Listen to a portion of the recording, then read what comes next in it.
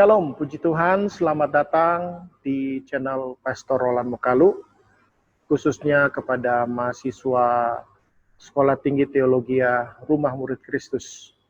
Pada kesempatan ini kita akan belajar tentang mata kuliah broadcasting, dan memang mata kuliah ini sebenarnya ditujukan khusus bagi para mahasiswa yang ada, tetapi karena saya mempublish video pembelajaran ini secara umum, tentunya kepada siapapun yang menyaksikan video pembelajaran ini, saya berharap bisa mendapatkan manfaat dari apa yang saya sampaikan pada kesempatan ini, saudara. Puji Tuhan.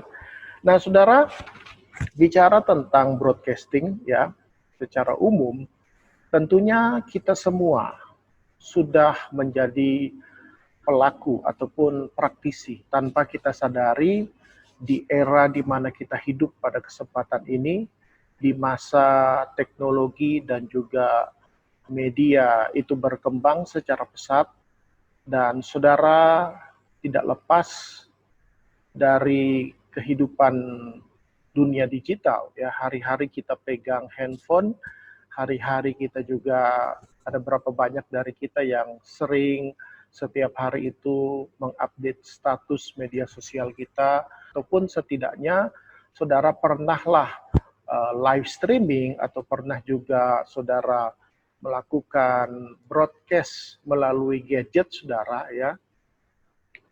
Dan saya yakin dan percaya kita semua ada di masa yang seperti ini. Artinya kita semua adalah pelaku daripada broadcasting secara umum. Nah, saudara, kita lihat ini ya.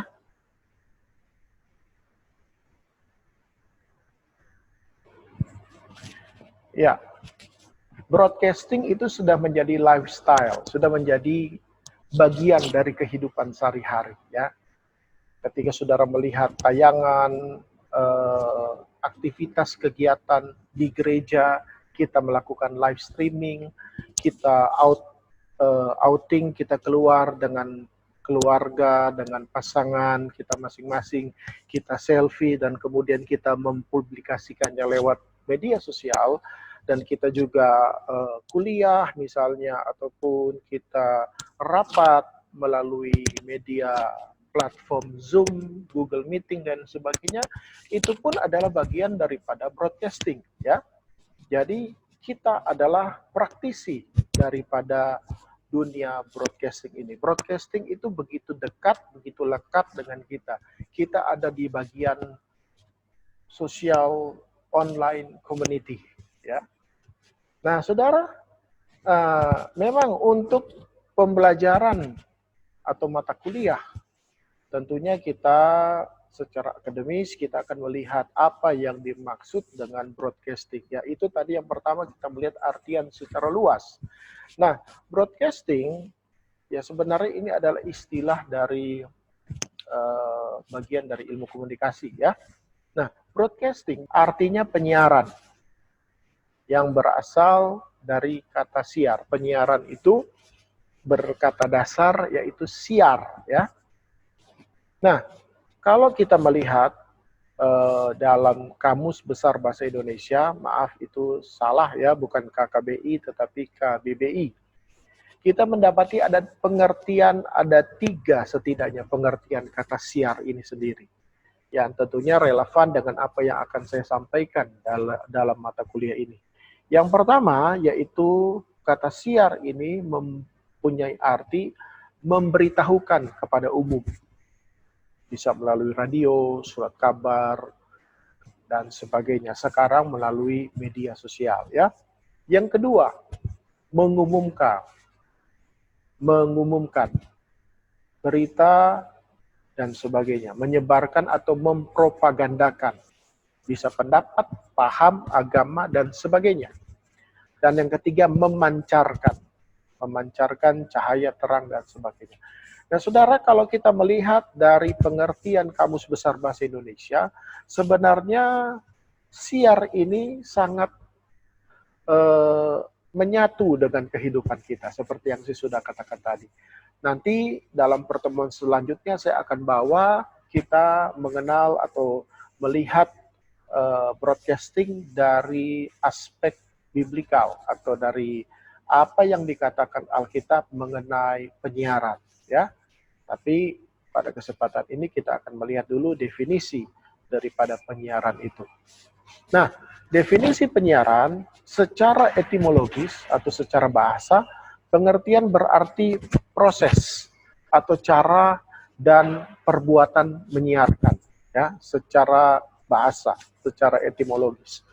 Nah, kemudian saudara, kita juga perlu melihat artian secara terminologi, ya, secara arti kata tadi, secara asal usul kata, ya.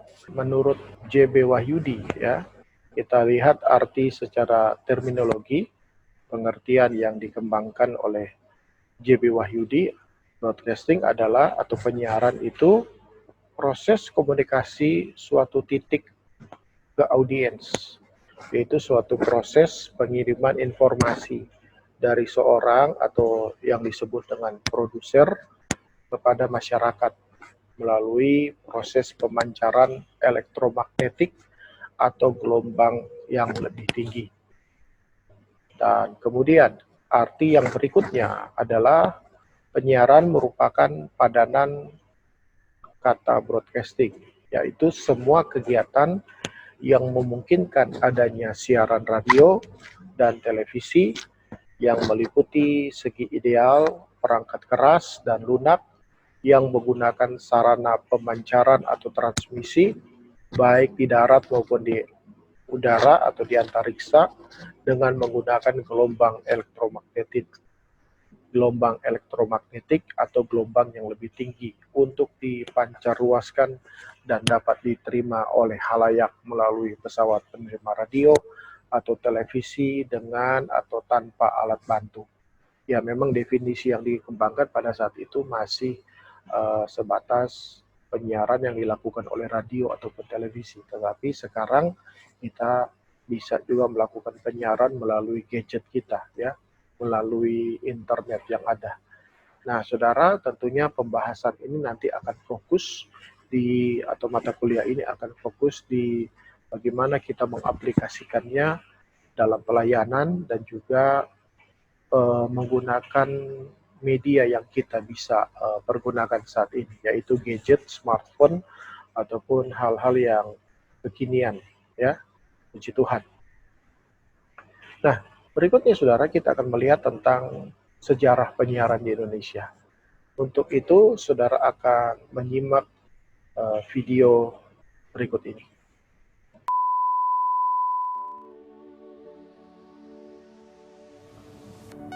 Sejarah penyiaran di Indonesia.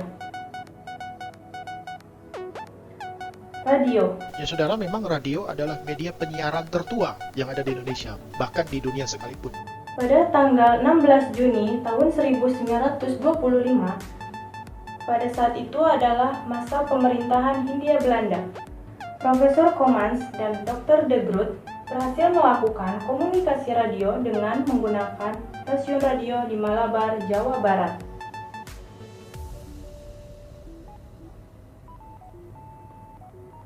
Hal tersebut kemudian diikuti dengan berdirinya Batavia Radio Vereniging dan Nirong.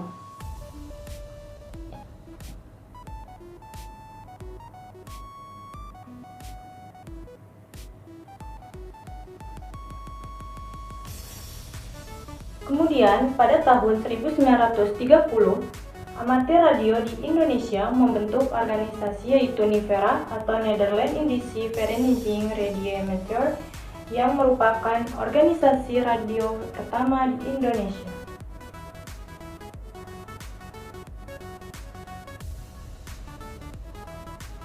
Pada tahun 1945, tercatat seorang amatir radio bernama Gunawan berhasil menyiarkan naskah proklamasi kemerdekaan Indonesia dengan menggunakan perangkat pemancar radio sederhana buatannya. Ya, inilah yang saya katakan tadi, saudara, peran serta media. Ya, pada saat itu radio adalah media yang turut andil di dalam menyebarkan berita tentang kemerdekaan Republik Indonesia. Di akhir tahun 1945, Sudah ada organisasi yang menamakan dirinya sebagai PRAI atau Persatuan Radio Amatir Indonesia.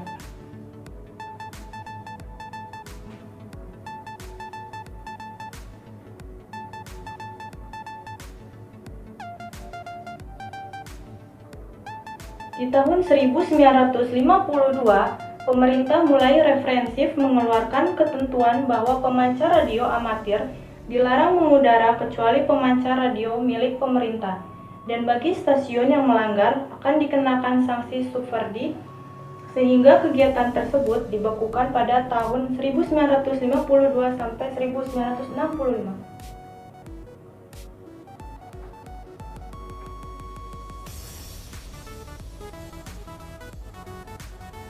Pada tanggal 9 Juli 1968, berdirilah Organisasi Radio Amatir Republik Indonesia atau ORARI. Kemudian pada tanggal 11 September 1945, para tokoh yang sebelumnya aktif mengoperasikan beberapa stasiun radio Jepang sepakat mendirikan Radio Republik Indonesia atau RRI di 6 kota di Indonesia dengan berbagai channel di dalamnya.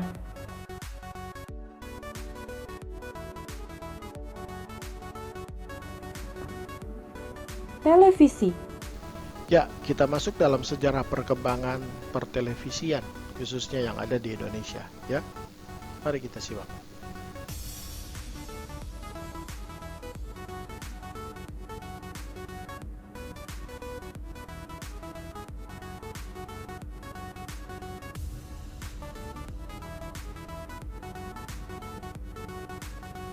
Awal mula munculnya penyiaran yaitu dari benua Eropa ke benua Amerika Kanada menggunakan Morse.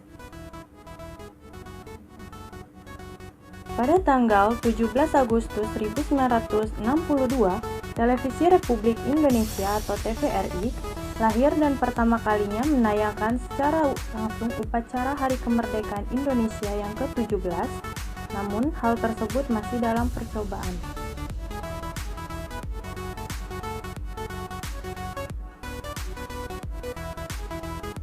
Pada tanggal 24 Agustus 1962, TVRI resmi menyiarkan secara langsung upacara pembukaan Asian Games keempat di Stadion Gelora Bung Karno.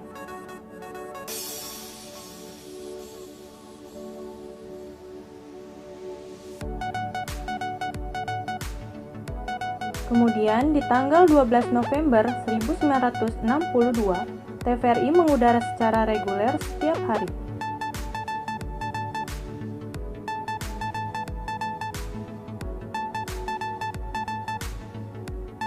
Dan di tanggal 1 Maret 1963, TVRI mulai menayangkan iklan.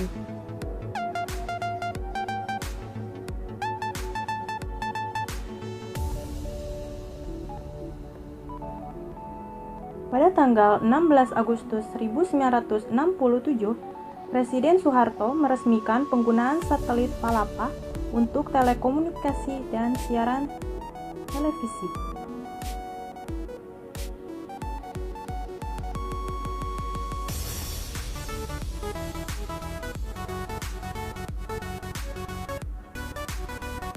Di tahun 1988, pemerintah telah mengizinkan televisi swasta beroperasi di Indonesia, seperti RCTI pada tahun 1988,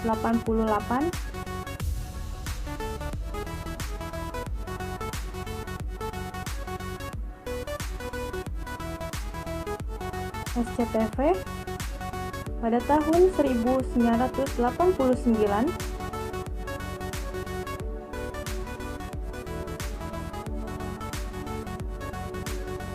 TPI pada tahun 1990,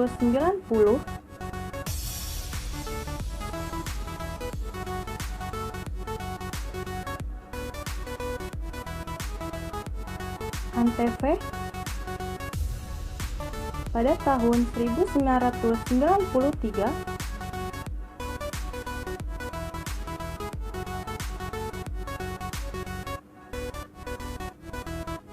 dan Indosiar pada tahun 1995.